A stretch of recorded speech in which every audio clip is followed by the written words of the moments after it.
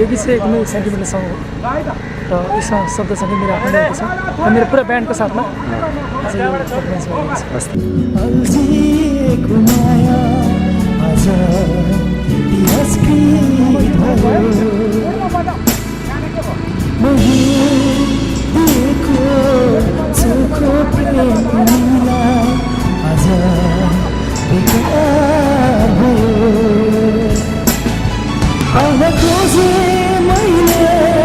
कति